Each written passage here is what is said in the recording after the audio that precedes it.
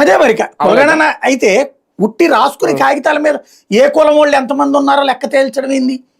ఆ బీసీ వర్గాలకు ఇవ్వాలి కదా నువ్వు పదవి, సీఎం పదవి ఇవ్వాల్సిందే. ఆంధ్రాలో కూడా బీసీలు ఎక్కువ ఉంటారు మరి కులగణన జరిగితే ఎక్కడ కూడా మార్చేస్తారు మరి.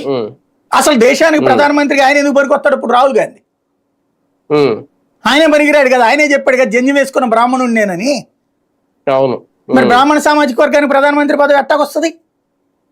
వాళ్ళ చెల్లెలు కూడా అదే కదా, మరి ఆవిడెట్ట పనికి వస్తుంది? వాళ్ళ నాయనమ్మ ఎట్ట పనికి వచ్చింది? వాళ్ళ నాన్నెట్ట పనికి వచ్చాడు?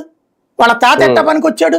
అంటే 77 ఏళ్ళ నుంచి దేశాన్ని మోసం చేస్తున్నారు వీళ్ళు, దోచుకున్నారా ఈ దేశానికి సంబంధించిన బడుగు బలహీన వర్గాలకు సంబంధించింది. ఇవాళ ప్రధానమంత్రి బీసీ, ఈ దేశంలో అత్యధిక జనాభా ఉన్నటువంటి బీసీ ప్రాతినిధ్యవతం. ఇవాళ మధ్యప్రదేశ్ లో ముఖ్యమంత్రి బీసీ, ఛత్తీస్గఢ్ లో ముఖ్యమంత్రి బీసీ, రాజస్థాన్ లో ముఖ్యమంత్రి బీసీ, బీజేపీ ముఖ్యమంత్రులు బీసీలు ఎక్కువ. బీజేపీ ఇచ్చింది ముఖ్యమంత్రులు గాని ప్రధానమంత్రులు గాని బీసీలని. మరి కాంగ్రెస్ ఇవ్వలేదే. ఇక్కడ అసలు తెచ్చిందే అందుకు కాంగ్రెస్ పార్టీ.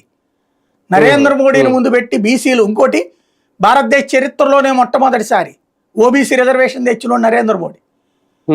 తద్వారా బీసీలకు సంబంధించినటువంటి న్యాయానికి, ఓబీసీలకు సంబంధించిన న్యాయానికి వాళ్ళు వారధులవుతున్నారు. కాబట్టి దాన్ని దారి మళ్లించడం కోసం కులగణన జరిగితే ప్రపంచం ఏదో మారిపోతుంది అన్నటువంటి కోణంలో ప్రచారం చేసుకొస్తూ ప్రజలకు ఒక కొత్త ఆశని, మనం ఏమీ చేయలేనప్పుడు ఆశని అమ్ము అన్నాడు.